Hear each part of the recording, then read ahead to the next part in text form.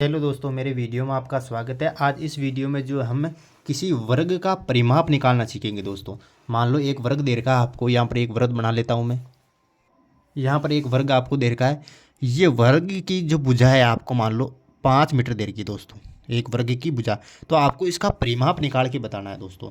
देखो आकृति क्या है, वर्गाकार है दोस्तों। वर्ग का परिमाप जो है आप जानते होंगे, या यदि नहीं जानते हो वर्ग के बारे में तो डिस्क्रिप्शन में आपको लिंक मिल जाएगी, वहाँ पर सारी जानकारी जो वर्ग के बारे में आपको वहाँ पर मिल जाएगी। तो वर्ग का परिमाप हम निकालेंगे दोस्तों। वर्ग का परिमाप, वर्ग का परिमाप। देखो यहाँ पर भुजा आपको दे रखी है, भुजा। भुजा, एक भुजा की लंबाई जो कितनी दे रखी है, 5 मीटर। तो आपको वर्ग के बारे में जानकारी होगी कि वर्ग की क्या होती है, चारों भुजाएं बराबर होती है। यहाँ पर एक भुजा का मान दे रखा है 5 मीटर दोस्तों। तो एक भुजा का मान 5 मीटर है, तो सारी भुजाएं एक समान होती है। तो ये 5 मीटर हो जाएगी, ये भी 5 मीटर हो जाएगी, और ये भी 5 मीटर हो जाएगी, और ये भी क्या हो जाएगी, 5 मीटर हो जाएगी दोस्तों। तो अब क्या करना है, आपको वर्ग का परिमाप ज्ञात करना है। वर्ग का परिमाप क्या होता है, 4 इंटू भुजा। ये होता है 4 इंटू भुजा। यह आप जो है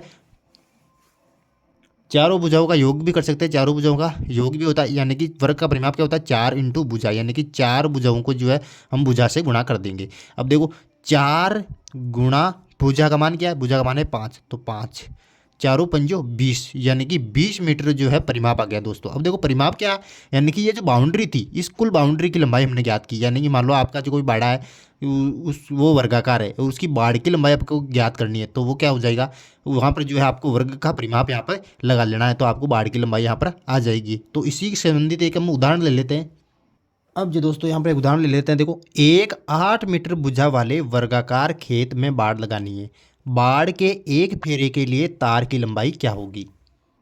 देखो दोस्तों, यहाँ पर एक वर्गाकार खेत है। यहाँ पर वर्गाकार खेत की एक भुजा आपको जो है दोस्तों क्या दे रखी है, 8 मीटर दे रखी है। अब जो है आपको जो है इसके चारों तरफ बाड़ लगानी है, यानी कि एक तार लगाना है। तो तार के एक फेरे की लंबाई आपको बतानी है कि एक फेरे की लंबाई क्या होगी। एक फेरा कब कहाँ आएगा, तार की बाउंड्री की, इस खेत की बाउंड्री के ऊपर ही आएगा।